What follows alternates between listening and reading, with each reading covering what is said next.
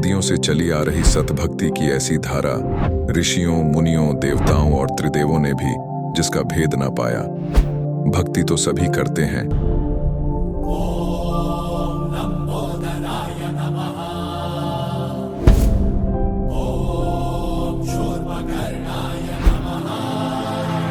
और हरदम यह सोच रहती है कि रहने के लिए आलीशान घर हो, घूमने के लिए बड़े बड़े पार्क हो, खाने पीने के लिए स्वादिष्ट भोजन हो, हम कभी बीमार ना हो, कभी दुखी ना हो और कभी भी ना मरे।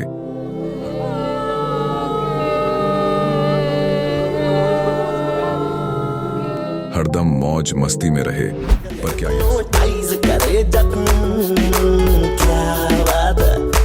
पर क्या यह संभव है? हम सब इतनी भक्ति करते हैं, व्रत करते हैं, श्राद्ध निकालते हैं, कावड़ लेकर आते हैं,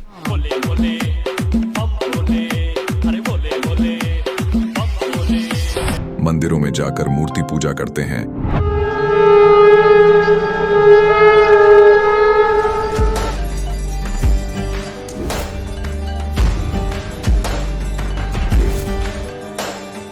भानुकोटिभास्वरं भवाब्धितारकं परं नीलकण्ठमीप्सितार्थदायकं त्रिलोचनं कालकालमम्बुजाशमक्षशूलमक्षरम्। चर्च में जाकर प्रेयर करते हैं,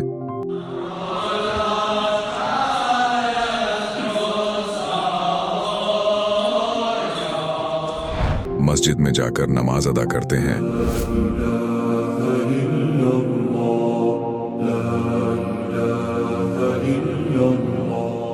अल्लाहु अकबर कबीरा, और गुरुद्वारों में जाकर माथा टेकते हैं,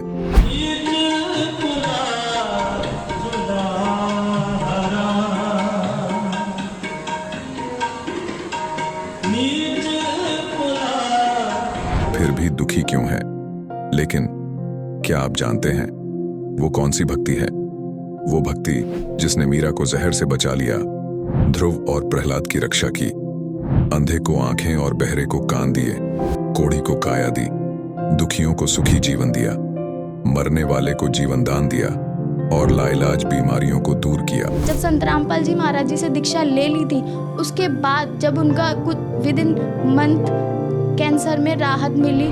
जैसे हम लोग परमात्मा का आदेश आया, हम लोग हॉस्पिटल गए और ऑपरेशन कराया। भगत जी 1 रुपया का भी दवाई माता जी को खाना नहीं पड़ा, और जो डॉक्टर कैंसर है बताते थे, वही डॉक्टर के मुख से हमने ये सुना भगत जी कि ये चमत्कार कैसे हो गया।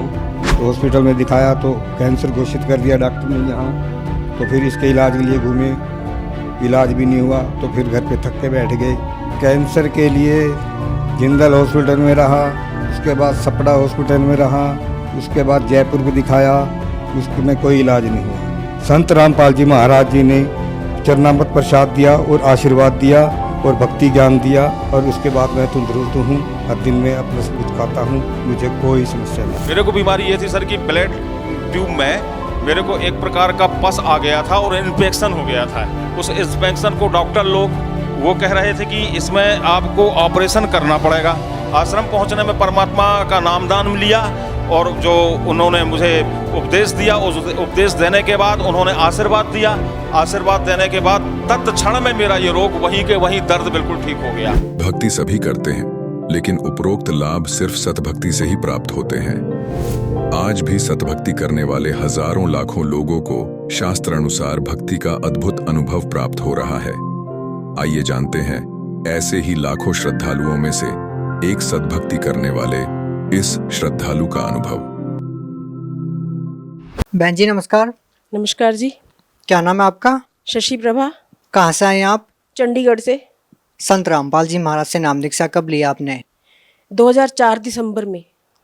संत रामपाल जी महाराज से नाम दीक्षा लेने से पहले आप क्या भक्ति करते थे?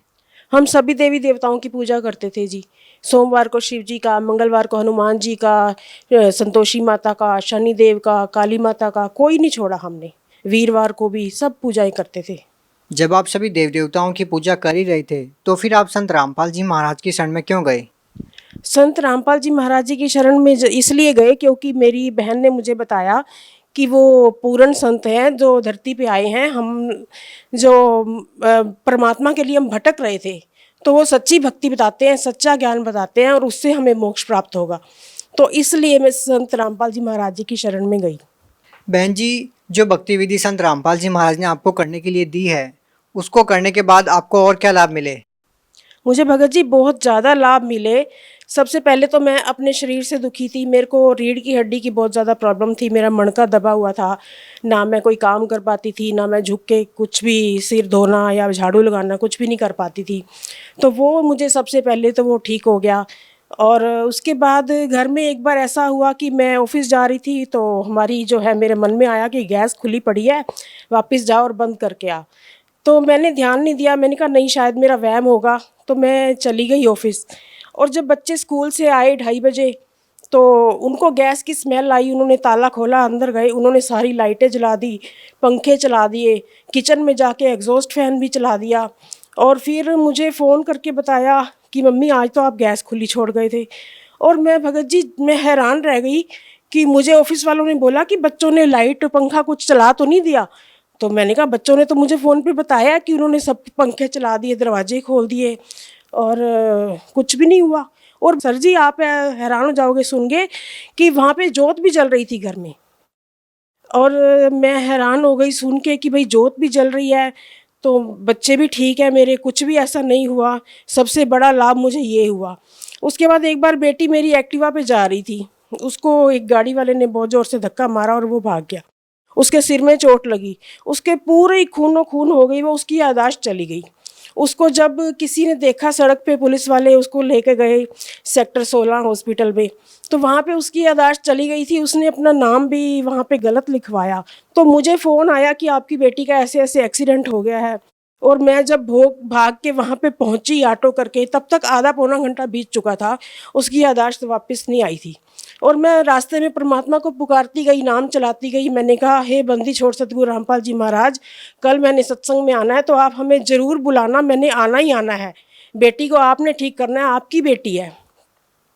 तो जब मैं वहाँ पहुँची, मैंने बेटी को देखा, मैंने उसको बोला बेटे नाम चलाओ, जो हमें बंदी छोड़ सतगुरु रामपाल जी महाराज जी ने नाम दिया हुआ है वो नाम चलाओ। तो उसकी एकदम याददाश्त वापस आ गई, उसको याद आ गया कि हाँ ये मेरी मम्मी है, हमें नाम लिया हुआ है हमने। तो उसने भगत जी नाम चलाना शुरू किया और वो उसको ओटी में लेके गए। डॉक्टर ने बोला कि इसके सारे बाल कटेंगे यहाँ से और इसको स्टिच लगेंगे। तो जब वो ओटी में लेके गए, उन्होंने नाई बुला लिया बाल काटने के लिए, और बेटी रोई जा रही थी कि मुझे बाल नहीं कटवाने। तो मैंने उसको बोला तू सिर्फ नाम चला, परमात्मा पे छोड़ दे, बंदी छोड़ सतगुरु रामपाल जी महाराज पे। तो फिर जब वो अंदर गए ओटी में, नाई भी बुला लिया उन्होंने, स्टिचेस का सामान भी बुला लिया। तो उन्होंने सर जी सारा सिर खोल के देखा बेटी का, कहीं कोई पता ही नहीं चल रहा था ब्लड आया कहाँ से है, कहीं कोई चोट नहीं थी, ना उसको कोई टांके लगे, ना उसके कोई बाल कटे।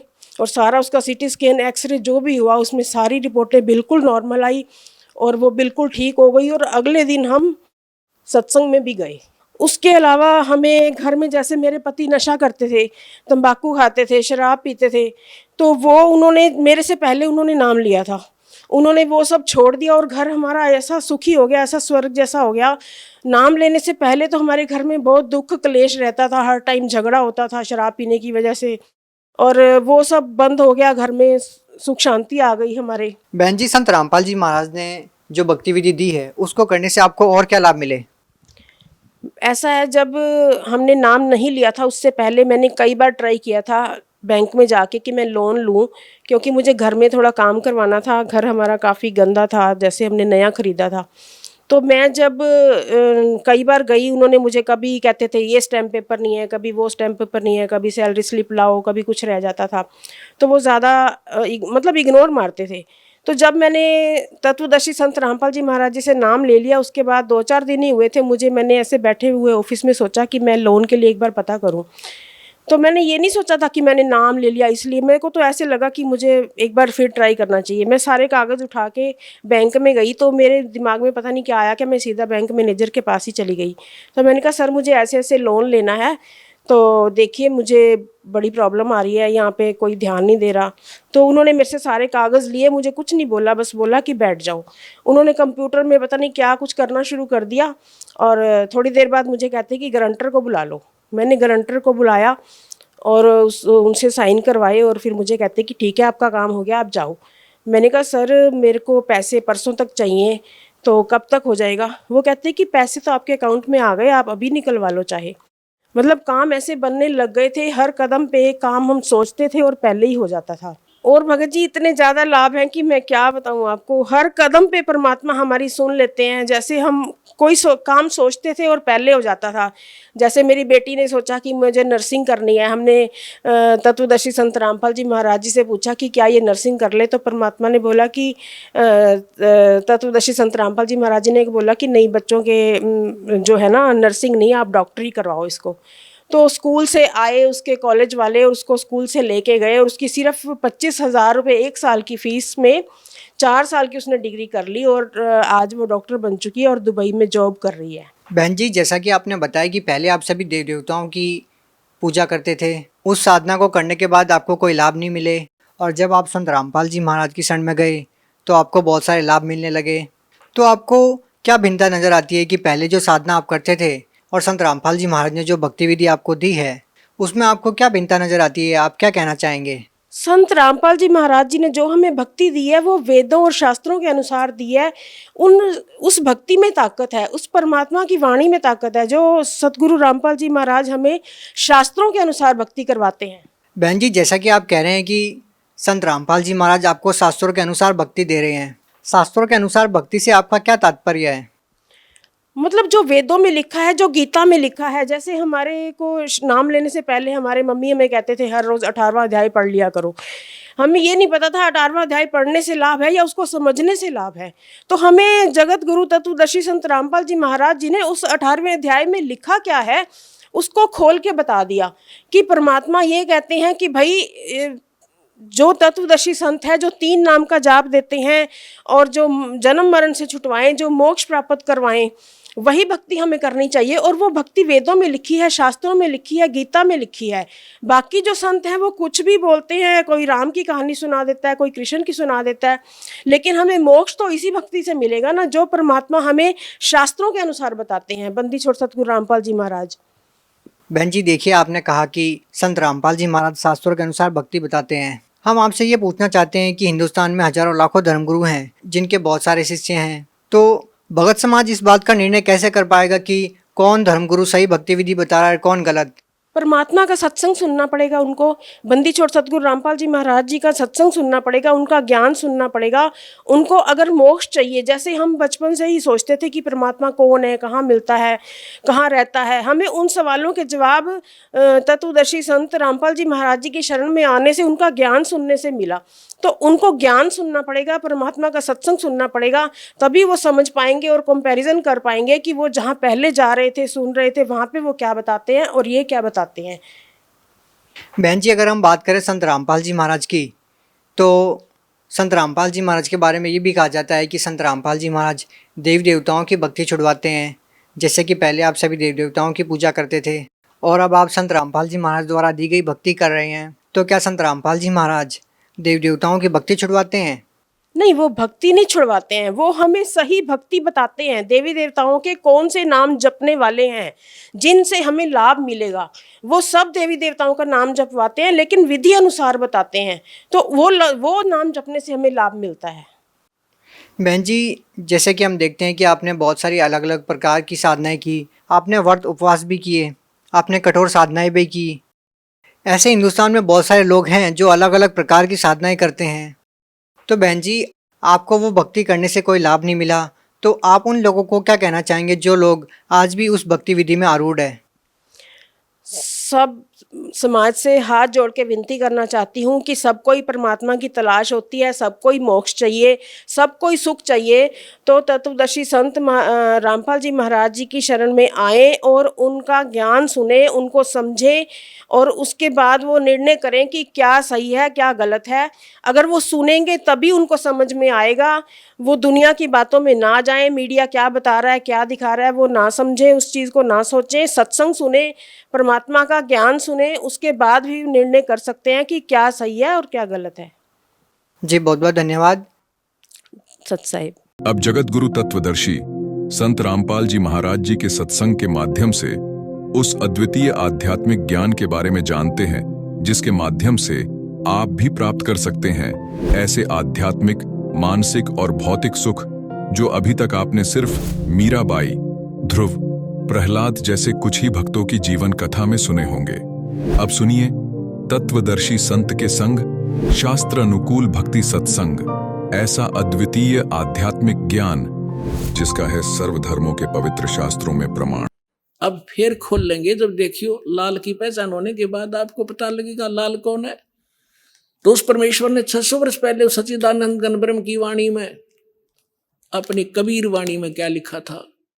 अक्षर पुरुष एक पेड़ है, सर पुरुष वाकी डारे, तीनों देवा शाखा है, ये पात रूप संसारे। और वे गीता क्या कहती है 15वें अध्याय का प्रथम मंत्र कि जो संत इस उल्टे लटके हुए संसार रूपी विभाग वृक्ष के सभी विभाग पत्तों सहित जड़ से लेकर पत्तों तक बता देगा, वो तत्वदर्शी संत है। पहचान बताई है तत्वदर्शी संत की। अब देखिएगा, ये है पूर्ण परमात्मा, ये परम अक्षर ब्रह्म है। ये है जड़ जो मूल है, ऊर्ध्व मूलम, ये परम अक्षर ब्रह्म है, पूर्ण ब्रह्म परमेश्वर। और ये तना अक्षर पुरुष, ये जो बाहर दिखाई देता है ये तो अक्षर पुरुष है तना, और इससे एक मोटी डार निकली है, वो सरपुरुष समझो, सरपुरुष। और ये तीन रजगुण ब्रह्मा, सतगुण विष्णु, उत्तम गुण शिवजी रूपी ये तीन शाखाएं, और ये पात रूप संसार है। ये पात रूप हम हैं आगे, और मूल कौन है? ये स्वयं है परमात्मा, ये स्वयं है परमात्मा। ये देखिएगा, ये कौन है? ये कबीर साहिब है, पूर्ण ब्रह्म कबीर साहिब, परम अक्षर ब्रह्म। ये सारे संसार के आधार हैं, ये सबके धारण पोषण करने वाले हैं। जैसे वृक्ष की, जैसे संसार रूपी वृक्ष की जो परवरिश होती है वो जड़ से होती है। अब दास आपको जहां लाना चाहता है वहां लाएगा। गीता अध्याय नंबर 15 के श्लोक नंबर 1 आपने पढ़ लिया। इसमें स्पष्ट कर दिया कि तत्वदर्शी संत कैसा होगा। ये देखिए, ये है 15वें अध्याय का प्रथम श्लोक। इसमें बताया है कि ऊर्ध्व मूलम अधः शाखम अश्वत्थम प्राहु अवम छंदासी यस्य प्रणानी ये तम वेद सवेदविद। ऊपर को जड़ और नीचे को तीनों गुण रूपी शाखा वाला, ये इसको सारा कंप्लीट मिलाकर हम पढ़ेंगे ना। ऊर्ध्व मूलम अधः शाखम, नीचे को शाखा वाला पढ़ो इसको।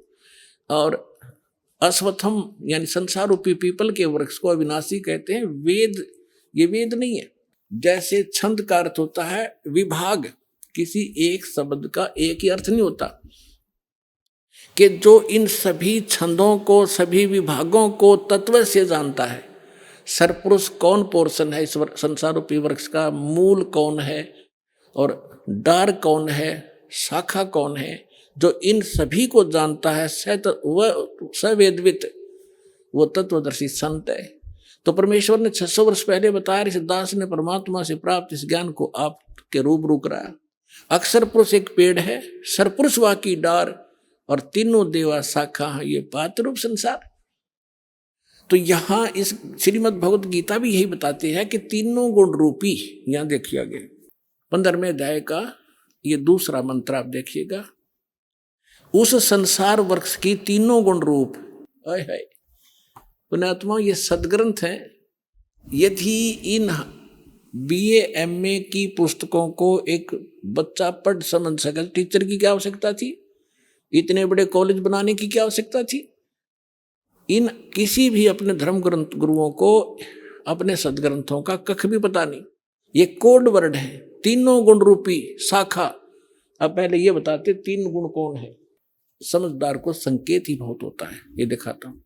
ये मार्कंडेय पुराण, जिनको हम श्रोधार्य मानते रहे सभी पुराणों को, मार्कंडेय पुराण गीता प्रेस गोरखपुर से प्रकाशित, सचित्र मोटा टाइप।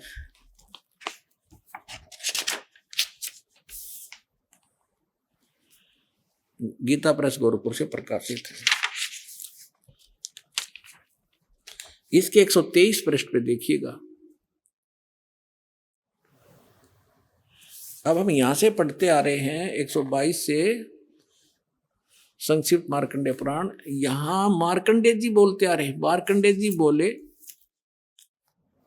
मुने, अब हम यहां आ जाते हैं, अपने मतलब का पढ़ लेंगे।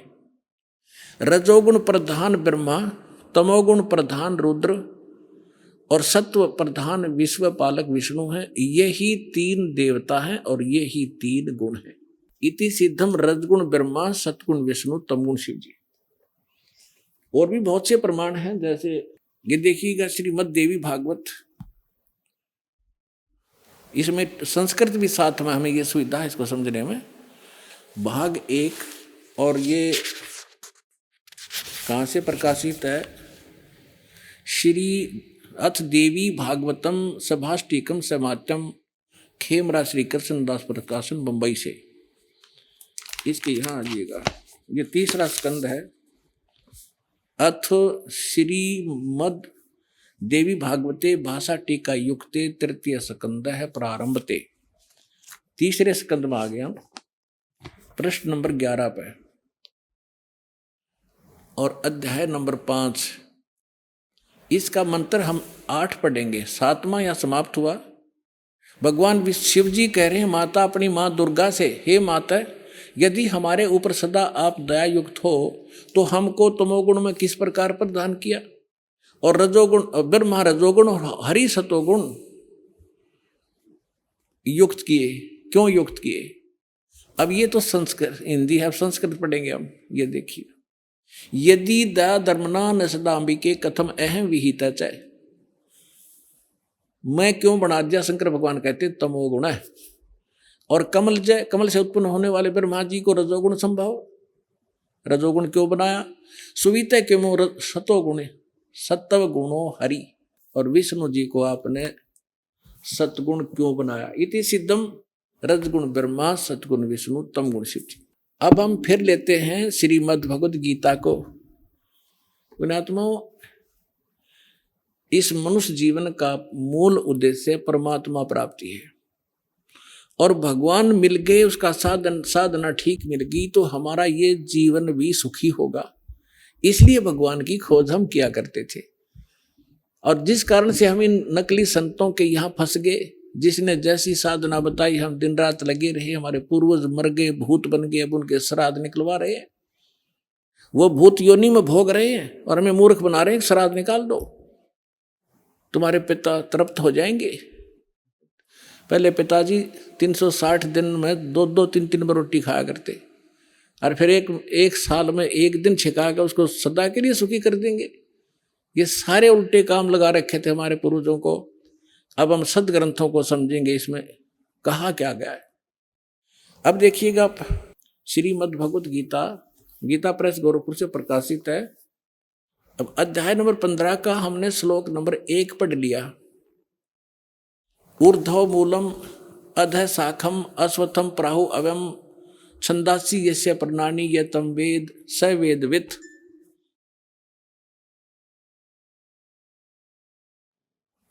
ऊर्ध्व मूलम माने ऊपर को, आदि ऊपर को जड़ जो है वो तो पूर्ण परमात्मा समझो। नीचे को अधः शाखम, नीचे को शाखा है। ये संसार रूपी पीपल का वृक्ष को अविनाशी कहते हैं, वेद जिसके पत्ते कहे गए।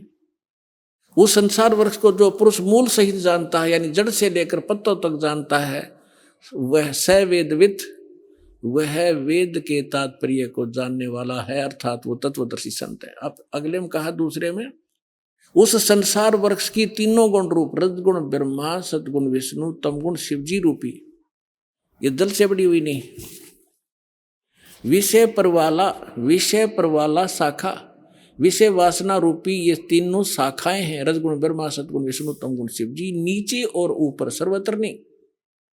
अधः माने नीचे, ऊर्ध्व माने ऊपर, नीचे और ऊपर फैली हुई है। और इस मनुष्य लोक में हमारे कर्मों के अनुसार बांधने की भी ये मुख्य कारण है। कर्मानुबंधनी मूल्यानी, ये हमें यहाँ कर्मों के आधार पर यही रखते हैं, जैसे जिसका कर्म है उसको वैसा ही देते रहते हैं।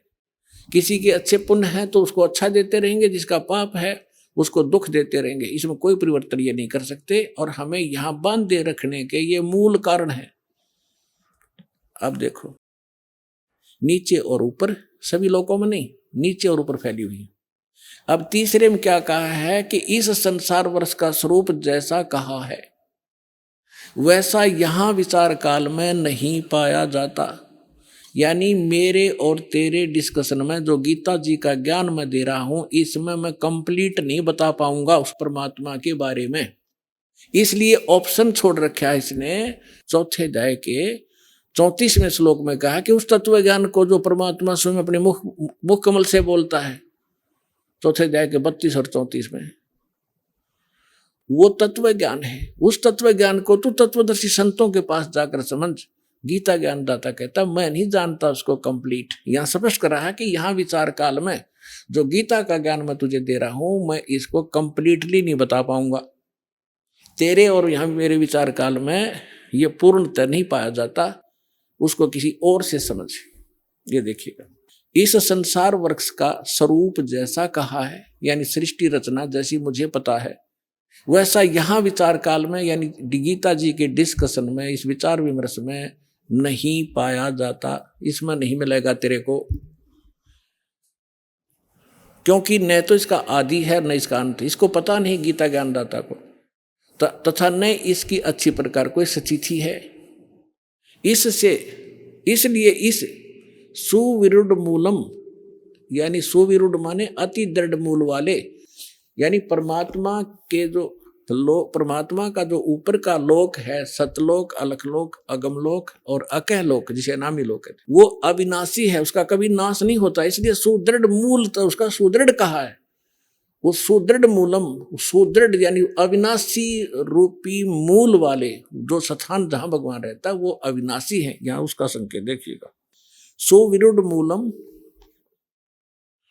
इस अति दृढ़ मूल वाले अश्वत्थ संसार रूपी पीपल के वृक्ष को दृढ़ इन्होंने क्या कर दिया, असंग शस्त्रेण छित्वा, इन्होंने कर दिया वैराग रूप शस्त्र द्वारा काट कर। ये कहना था तत्व ज्ञान रूपी शस्त्र द्वारा काट के, यानी उस तत्व ज्ञान जो मैं वो संत बतावेगा, भगवान का बोला हुआ ज्ञान वो बताता है, वो है तत्व ज्ञान रूपी शस्त्र। उस ज्ञान रूपी उलझी गुत्थी को तत्व ज्ञान रूपी शस्त्र से काट के, उसके पश्चात ये देखिए 15वें अध्याय का 4था श्लोक, गीता अध्याय नंबर 15 और श्लोक नंबर ये है 4 है। उसके पश्चात उस परम पद रूप परमेश्वर को भली भांति खोजना चाहिए, जिसमें गए हुए पुरुष यानी साधक फिर लौटकर संसार में नहीं आते, और जिस परमेश्वर से पुरातन संसार वृक्ष की प्रवृत्ति विस्तार को प्राप्त हुई है, उसी आदि पुरुष नारायण की मैं शरण हूं।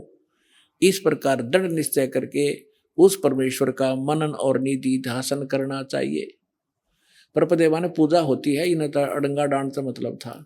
इसका है कि उस परमात्मा ने जिसने सब ब्रह्मांडों की रचना की है, संसार रूपी वृक्ष जिससे विस्तार को प्राप्त हुआ है, यानी जिसने सब की रचना की है, वो परमात्मा है। गीता ज्ञान अपने से अन्य, गीता ज्ञानदाता अपने से अन्य किसी परमात्मा के विषय में कह रहा है कि उसकी पूजा करनी चाहिए। गीता अध्याय नंबर 18 के श्लोक नंबर 62 में स्पष्ट किया है कि सर्वभाव से तू उस परमेश्वर की शरण में जा, उसकी कृपा से तू परम शांति को और सनातन परम धाम को प्राप्त होगा। और इसमें स्पष्ट कर दिया कि उसके पश्चात तत्वदर्शी संत मिलने के बाद तत्व ज्ञान के द्वारा इस अज्ञान को हटाकर काट कर उसके पश्चात परमेश्वर के उस परम पद की खोज करनी चाहिए, जहां जाने के बाद साधक फिर लौटकर कभी संसार में नहीं आते। अपने विषय में गीता ज्ञानदाता 4थे अध्याय के 5 और 9 में गीता में दूसरे अध्याय के 12वें श्लोक में 10वें अध्याय के दूसरे श्लोक में कहता अर्जुन तेरे और मेरे बहुत जन्म हो चुके हैं, तू नहीं जानता मैं जानता हूं। तो इसे सिद्ध है कि यदि हम गीता ज्ञानदाता की भक्ति करेंगे तो हम फिर भी जन्म मृत्यु में रहेंगे, हमें कंप्लीट मोक्ष नहीं होगा, शाश्वत स्थान नहीं मिलेगा, हमें परम शांति नहीं हो सकती। इसलिए तत्वदर्शी संत की खोज करने को कहा है। राज आपको खोज करा करा पा गए, दास है उस तत्वदर्शी संत, आपका जचियो कद्दे फिर।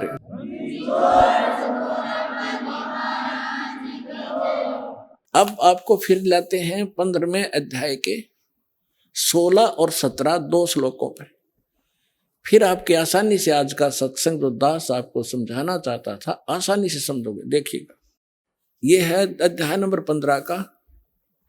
अब श्लोक नंबर हम 16 यहां से पढ़ा था, फिर देख लेते हैं। दिवौ इमौ पुरुषौ लोके सर्च अक्षर एव च सर सर्वाणी भूतानि कुटस्थ अक्षर उच्यते।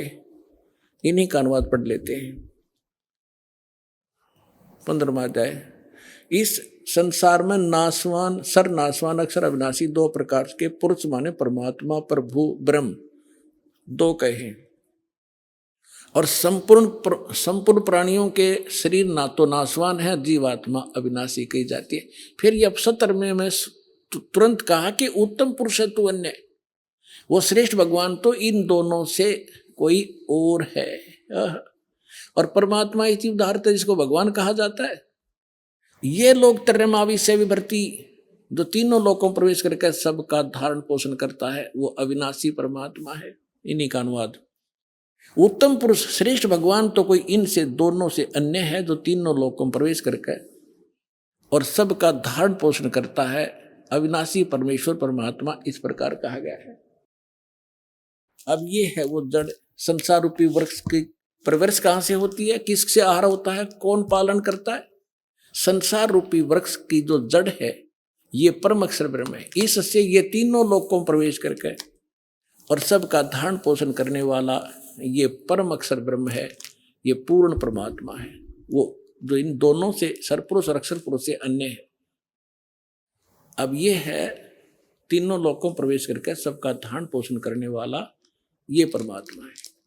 अब हम आपको थोड़ा सा इन भगवानों का जो अक्षेत्र दिखाएंगे कि ये कितने प्रभु हैं।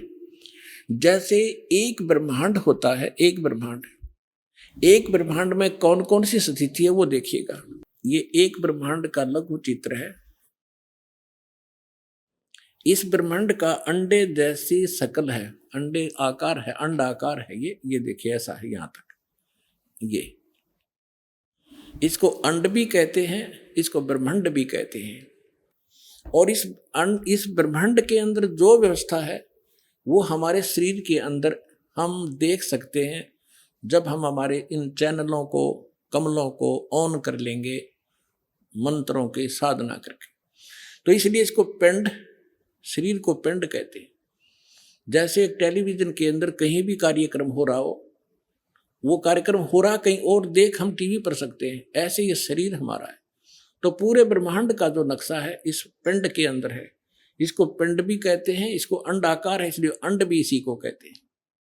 अरे राधा स्वामी वाले ये नकली पिंड अलग बताते हैं, अंड अलग बताते हैं, और ब्रह्मांड न्यारा क्या पता नहीं इनको। ये देखिएगा, तो ये इस ब्रह्मांड के अंदर क्या क्या व्यवस्था है। नीचे से शुरू करते, ये 7 हैं। तल, अतुल, वितल, महातल, अतल, सुतल, रसातल और पाताल लोक। और ये पृथ्वी लोक, ये ब्रह्मा का लोक, ब्रह्मा जी का लोक, विष्णु शिव जी का लोक, विष्णु जी का लोक, और ये स्वर्ग, और ये नरक, ये इंद्र का लोक, ये मान सरोवर, ये धर्मराज का लोक, और ये एक ब्रह्म लोक है इसके अंदर।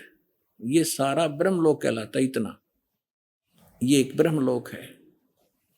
इसमें इसने क्या कर रखा है, नकली सतलोक, ये महाइंद्र काल द्वीप, फिर नकली सतलोक, नकली अलखलोक और नकली अगमलोक और नकली अनामी लोक की रचना इस काल में करवा रखी। ये दुर्गा जी का लोक। यहां इसने गुप्त स्थान बना रखा है और इस गुप्त स्थान पर कोई नहीं जा सकता इस काल की रजा से बिना।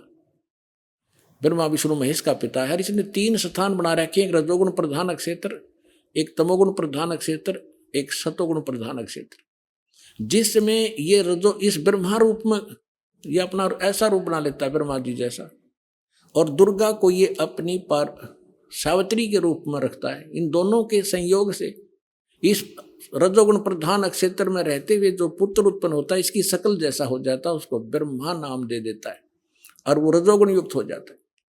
इसी प्रकार ये सतोगुण युक्त स्थान है, इसमें स्वयं विष्णु रूप धारण करता है, दुर्गा को महालक्ष्मी रूप में रखता है। इन दोनों के संयोग से इस सतोगुण प्रधान क्षेत्र में रहने से जो पुत्र उत्पन्न होता है वो सतोगुण युक्त हो जाता है और उसका नाम विष्णु रख देते हैं। इसी प्रकार ये शंकर रूप बना लेता है, दुर्गा को पार्वती रूप में रखता है, और इन दोनों के संयोग से तमोगुण प्रधान क्षेत्र में जो पुत्र उत्पन्न होता है वो तमोगुण युक्त हो जाता है। इसलिए रजगुण ब्रह्मा, सतगुण विष्णु और तमगुण शिव जी की उत्पत्ति करके ये फिर नीचे के लोकों का प्रधान बना देता है, इनको एक एक द्वीप दे देता है।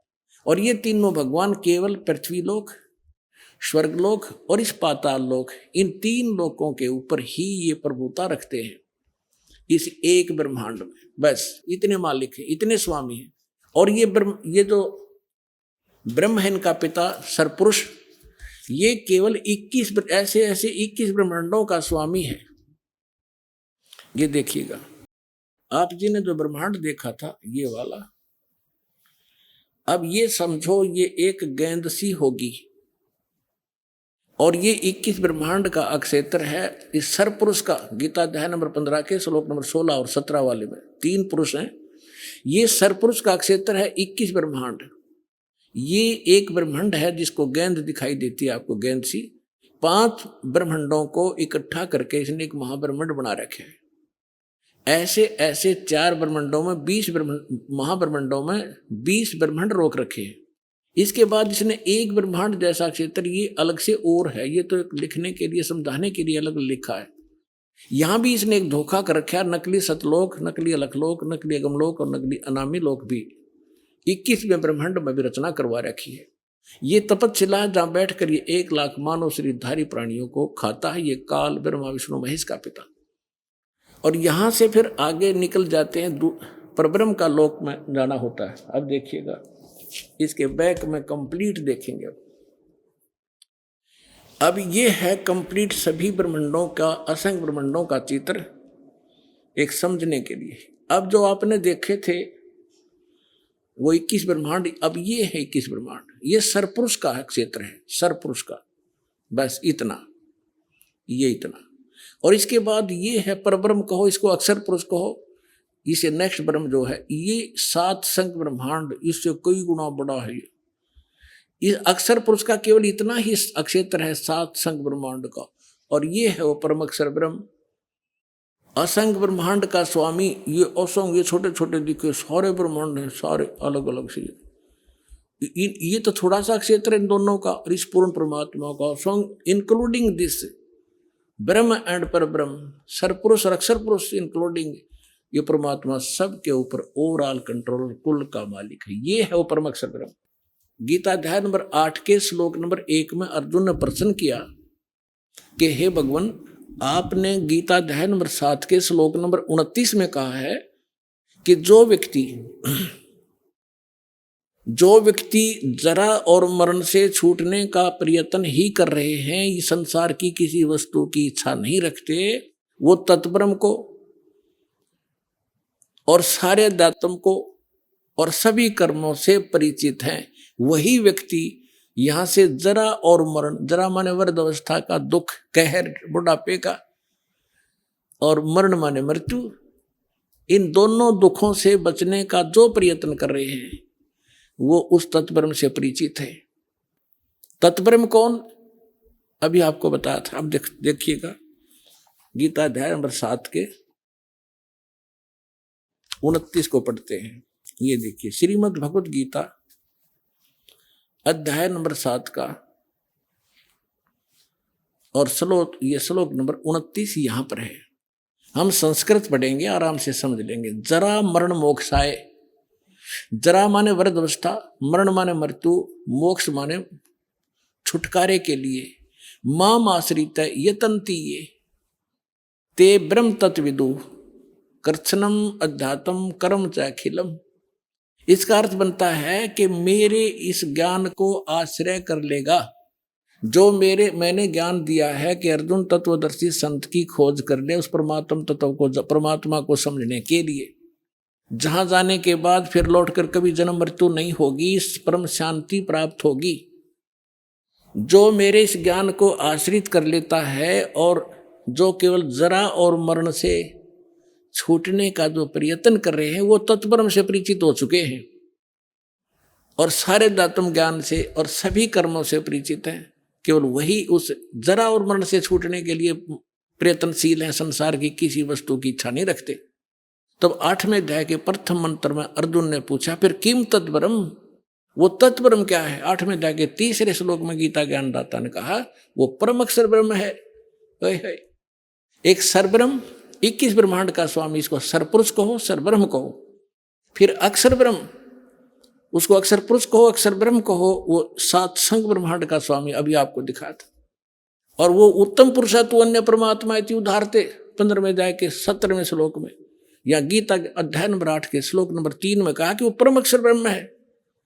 अब गीता ज्ञानदाता कहता है मेरी साधना करेगा तो मुझे प्राप्त होगा, जन्म मृत्यु तेरी भी रहेगी मेरी भी रहेगी। और उस तत्वदर्शी संत की खोज करके उस परम अक्षर ब्रह्म की साधना करेगा, उसको प्राप्त हो जाएगा, फिर कभी तेरी जन्म मृत्यु नहीं होगी। इतना सा ज्ञान है इस पूरी गीता जी में। अब देखिएगा, हम पढ़ रहे अध्याय नंबर 7 का और मंत्र नंबर 29। ये तो दास ने आपको संस्कृत से अनुवाद किया है। अब देखिएगा इनका अनुवाद। जो मेरे शरण होकर जरा और मरण से छूटने के लिए यत्न करते, जरा माने नहीं लिखे उन्होंने, क्या होता है? जरा माने बुढ़ापा, वृद्धावस्था का कष्ट। इस जीव के ऊपर 2 दुख हैं सबसे भारी। एक तो वृद्धावस्था, सारे अंग शिथिल हो जाते हैं, सब रोग घेर लेते हैं। और फिर मृत्यु, देख कितने अच्छे बेटे हैं बेटियां हैं, कैसी मकान है कोठी है, और कैसा दिल लग रहा है, 1 मिनट में मृत्यु हो जा, खा के जीवन। तो यहां इसमें बताया कि जो जरा और मरण से छूटने का जो प्रयत्न कर रहे हैं वो तत्परम से परिचित है। यह देखो, जो मेरे शरण होकर जरा और मरण से छूटने के लिए प्रयत्न करते हैं वे पुरुष तत्, उस ब्रह्मन, ब्रह्म को, तत्ब्रह्म को, संपूर्ण दातम को तथा संपूर्ण कर्मों को जानते हैं। अब देखो 8वें अध्याय के प्रथम मंत्र में अर्जुन ने पूछा किम तत्ब्रह्म, किम अध्यात्म, किम कर्म पुरुषोत्तम, अधिभूतम च किम प्रोक्तम, अधिदेवम किम उच्यते। इसमें पूछा कि वह ब्रह्म क्या है, वो तत्ब्रह्म के है।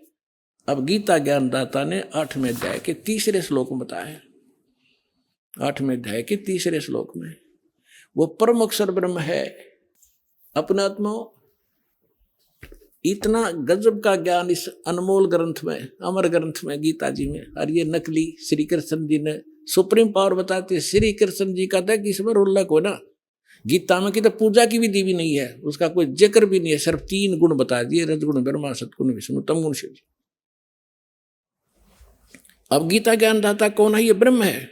ये ऐसे अलौकिक कर्म करता है, किसी के अंदर प्रवेश करके अपना ज्ञान दे देता है। अब ये जो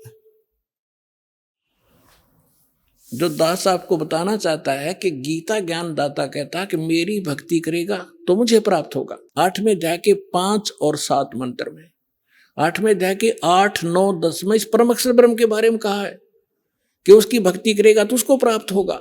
सीधी सी बात है। अब देखिएगा, ये अध्याय नंबर 8 आप पढ़ रहे हैं, हमने 3 पढ़ दिया, 5 पढ़ेंगे। जो पुरुष अंत काल में भी मुझको स्मरण करता हुआ शरीर को त्याग कर जाता है वह मेरे साथ मद भावम भावती, मद भावम याति, वो मेरे ही भाव में भावित रहता है। इसका अर्थ तो ये बनता है, इसमें कोई संशय नहीं। और 7वें में क्या कहा है? अब 7वें में कहा है कि इसलिए हे अर्जुन सब समय में मेरा स्मरण कर और युद्ध भी कर। मुझ में अर्पण किए हुए मन बुद्धि युक्त होकर निसंदेह मुझको ही प्राप्त होगा।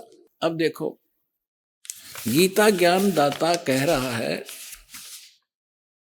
कि यदि तू मेरी भक्ति करेगा तो युद्ध करना पड़ेगा तेरे को, यहां परम शांति नहीं हो सकती, क्योंकि जहां युद्ध है वहां शांति कैसे, और युद्ध में भी समरण जरूरी। तो इसलिए जो हठ योग किए करते हैं, जंगल में बाहर वन में चले जाते हैं, या 2.5 घंटे सुबह 2.5 घंटे शाम को हठ योग करते हैं, ये गीता और वेदों विरुद्ध है और सच्चिदानंद घन ब्रह्म की वाणी के विरुद्ध है। सच्चिदानंद घन ब्रह्म की वाणी में उस तत्व ज्ञान में लिखा है, नाम उठत नाम बैठत नाम सोत जागवे, नाम खाते नाम पीते नाम सेती लागवे। यही गीता में लिखा है कि तू युद्ध भी कर, मेरा समण भी कर, और इसका सिमरण करते हुए अंतिम सांस तक तू मेरा सिमरण करता हुआ शरीर छोड़कर जाएगा तो मुझे प्राप्त होगा। अपना नाम, अपना मंत्र क्या बताता है देखिएगा, गीता अध्याय नंबर 8 के श्लोक नंबर अब 13 में गीता ज्ञानदाता कहता है, ओम इति एकाक्षरम ब्रह्म व्यवहारण माम अनुसमरण यह प्रयाति तजनदेहम सयाति परमाम गतिम। मुझ ब्रह्म का, माम ब्रह्म, मुझ ब्रह्म का केवल ये ओम, यह एक अक्षर है, नथिंग एल्स, ये ओम अक्षर है, ये ओम, ओम, ये एक ओम अक्षर है, और सुमन करके, उच्चारण करके सुमन करने का, और यह प्रयाति तजनदेहम, जो इसका सिमरण करता हुआ शरीर छोड़कर जाता, सयाति परमाम गतिम, वो इस ओम से मिलने वाली परम गति को प्राप्त करेगा, परम गति को। अब ओम से मिलने वाली परम गति कौन सी है? ब्रह्मलोक, क्योंकि ब्रह्म का मंत्र है ओम। ओम के जाप से ब्रह्मलोक प्राप्त होगा, और ब्रह्मलोक में गए हुए प्राणी भी पुनरावृत्ति में 8वें अध्याय के 16वें श्लोक में लिखा, ये देखिएगा 8वें अध्याय के ये 16वें श्लोक में कि हे अर्जुन, ब्रह्मलोक पुनरावृत्ति में है, कि ब्रह्मलोक में का भी जन्म मृत्यु होता। आगे अनुवाद थोड़ा गलत किया है, ये फिर समझाएंगे अब टाइम। अब जो दास आपको समझाना चाहता है कि गीता ज्ञान दाता अपना मंत्र ओम बताता, अपने उस परम गति क्या है ब्रह्मलोक, ब्रह्मलोक में जन्म मृत्यु आते, और अब बताता है दूसरे अध्याय के 12वें श्लोक में, दूसरे श्लोक में, चौथे अध्याय के 5 और 9 कि अर्जुन तेरे और मेरे बहुत जन्म हो चुके हैं और आगे भी होंगे, तू नहीं जानता। इसलिए उसने कहा कि 18वें अध्याय के श्लोक में कि तू सर्वभाव से उस परमेश्वर की शरण में जा, उस तो परम शांति को और सनातन। अब उसका मंत्र को, उस परमात्मा की भक्ति, परम अक्षर ब्रह्म की साधना करने का ओम तत्सत 17वें अध्याय का 23वां, ये 17वां अध्याय श्रीमद् भगवत गीता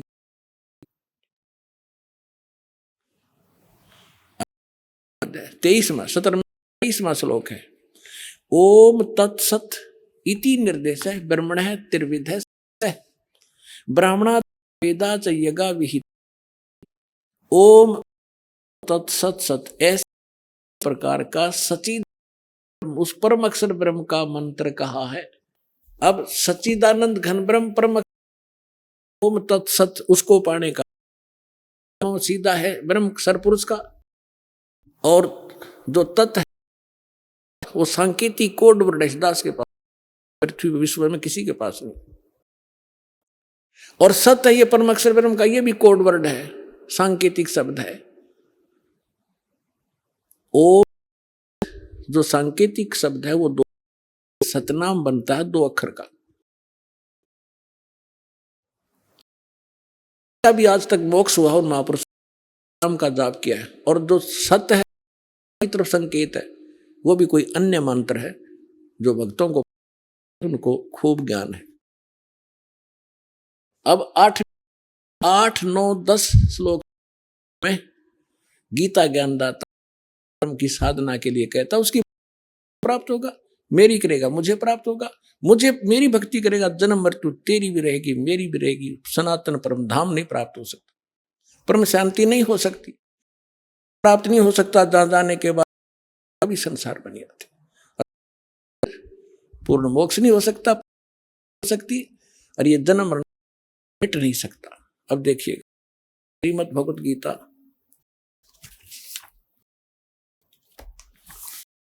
का 8, 9, 10 शुरू करते हैं। अध्याय नंबर का, और यहां से शुरू करेंगे। यहां तक तो ने अपना बता दिया है कि 7वें तक तो अर्जुन इसलिए है सब समय में मेरा स्मरण कर और युद्ध भी कर, इस प्रकार मैं अर्पण किए हुए मन होकर निसंदेह मुझको प्राप्त। 8वें में क्या कहा है? अब अभ्यास योग युक्तेन चेतसा न अन्य गामिना पुरुषम दिव्यति पार्थ अनुचिंतन। हे पार्थ, यह नियम है कि परमेश्वर के डेफिनेशन ऑफ गॉड भी नहीं बता सके हमारे नकली गुरु। ये सरपुरुष है और परमेश्वर सच्चिदानंद घन ब्रह्म, वो परम अक्षर ब्रह्म है। अब यहां बता रहे हैं कि उस परमेश्वर के उसकी भक्ति करने से उसको प्राप्त।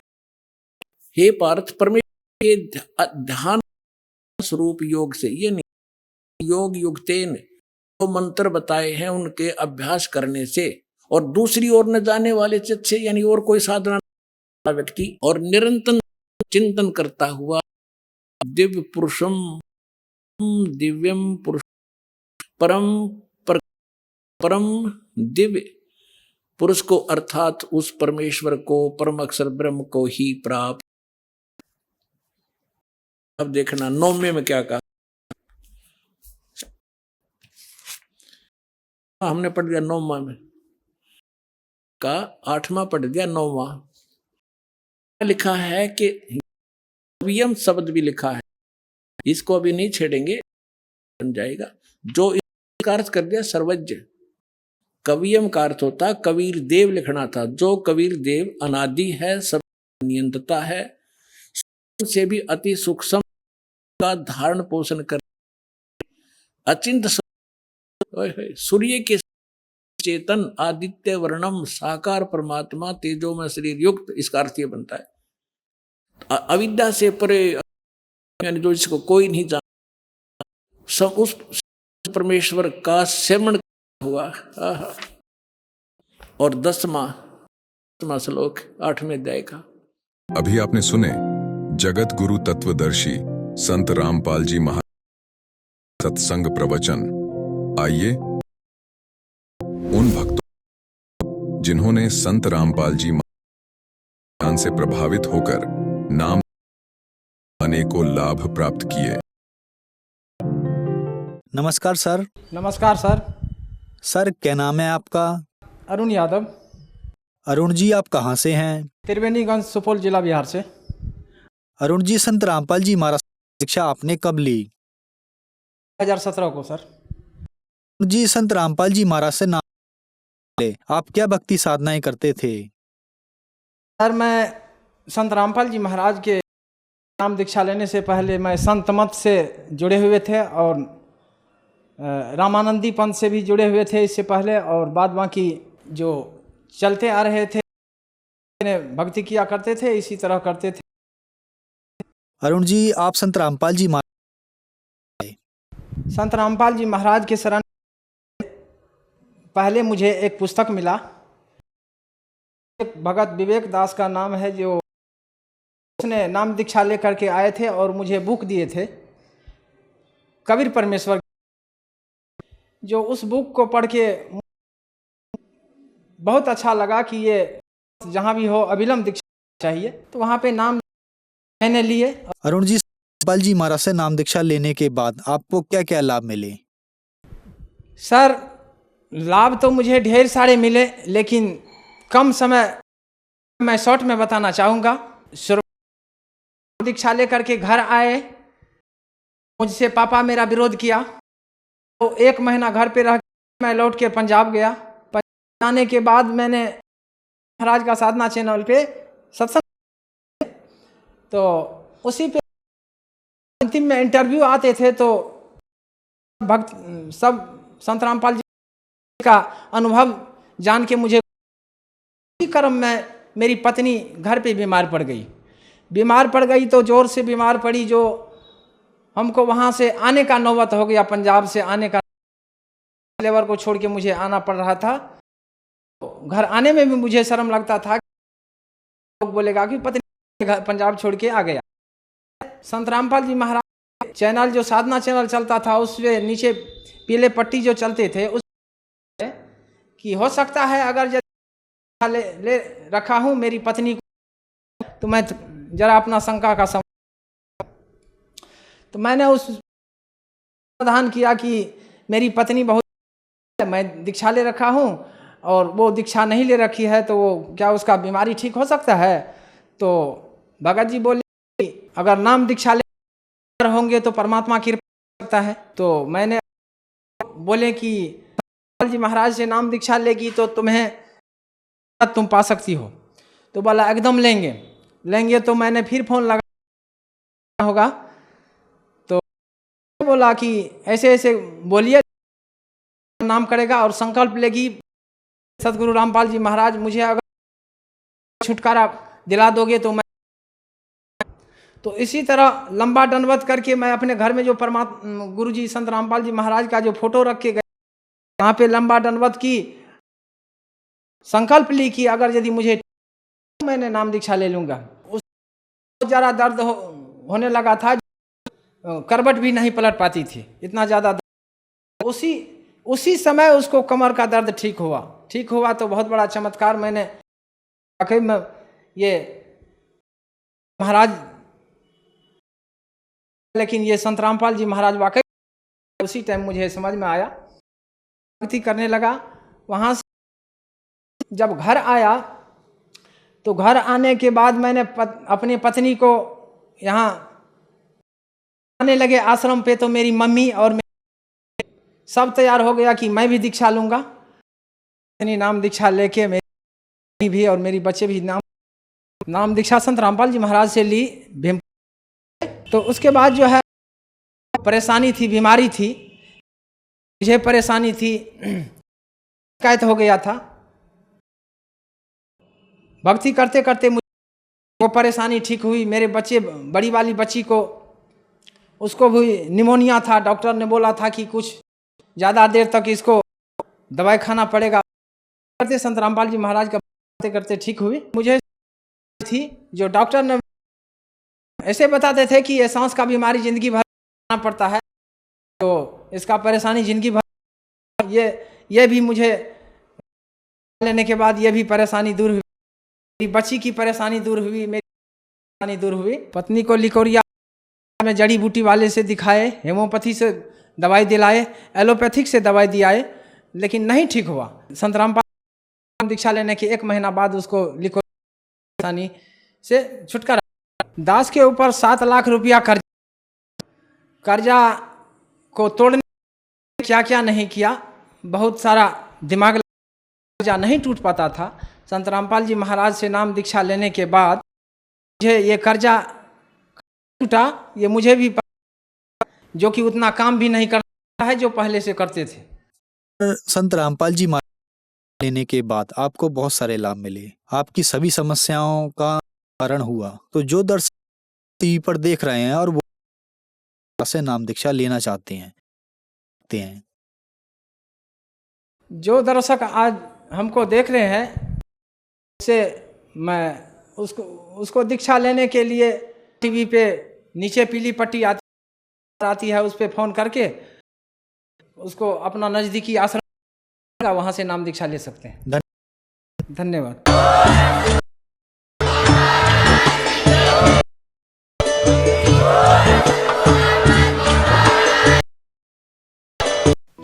आप सुन सद्गुरु तत्वदर्शी संत रामपाल प्रवचन। अधिक जानकारी के लिए